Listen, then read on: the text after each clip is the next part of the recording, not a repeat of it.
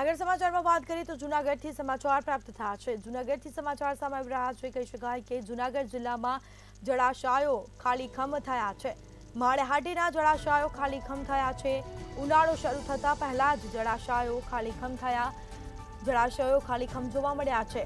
ભાખરવડ ડેમમાં માત્ર 12% પાણી જોવા મળ્યું તો વ્રજમી ડેમમાં માત્ર 3% પાણી છે તો 7 ગામોને પાણીની અછત સર્જાય તેવી આશંકા વ્યક્ત કરાઈ છે। તો સમાચાર પ્રાપ્ત થયા છે। જૂનાગઢ જિલ્લામાં જળાશયો ખાલીખમ થયા છે।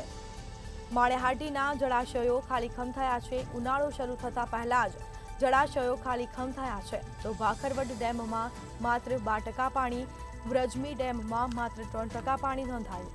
7 ગામોને પાણીની અછત સર્જાઈ તેવી આશંકા વ્યક્ત કરાઈ છે।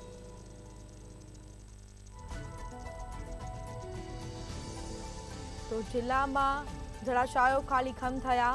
જૂનાગઢ જિલ્લામાં જળાશયો ખાલીખમ થયા છે। માળિયાહાટીના જળાશયો ખાલીખમ થયા તો ઉનાળો શરૂ થતા પહેલા જ જળાશયો ખાલીખમ થયા છે તો 7 ગામોને પાણીની અછત સર્જાય તેવી આશંકા વ્યક્ત કરવામાં આવી છે। તો વ્રજમી ડેમમાં માત્ર 3% પાણી છે। ભાખરવડ ડેમમાં માત્ર 12% પાણી તો ઉનાળો શરૂ થતા પહેલા જ જળાશયો ખાલીખમ થયા છે। સમાચાર પ્રાપ્ત થયા છે। જૂનાગઢ જિલ્લામાં જળાશયો ખાલીખમ થયા આ દ્રશ્યો સામે આવ્યા છે। તો ઉનાળો શરૂ થતા પહેલા જ જળાશયો ખાલીખમ થયા છે। 7 ગામોને પાણીની અછત સર્જાય તેવી આશંકા વ્યક્ત કરાઈ છે।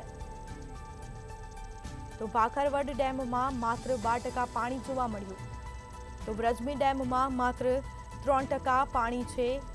ઉનાળો શરૂ થતા પહેલા જ જળાશયો ખાલીખમ થયા। માળિયાહાટીના જળાશયો ખાલીખમ થયા છે તો જૂનાગઢમાં જિલ્લામાં જળાશયો ખાલીખમ થયા છે અને સાથે જ કહી શકાય કે 7 ગામોને પાણીની અછત સર્જાય તેવી આશંકા પણ વ્યક્ત કરવામાં આવી છે।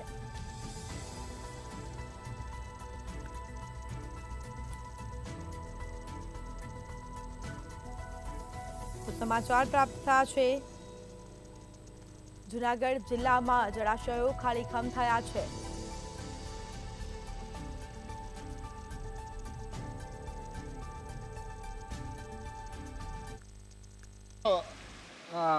હું વ્રજમી ડેમ સેક્શન ઓફિસર રાહુલ કાથર।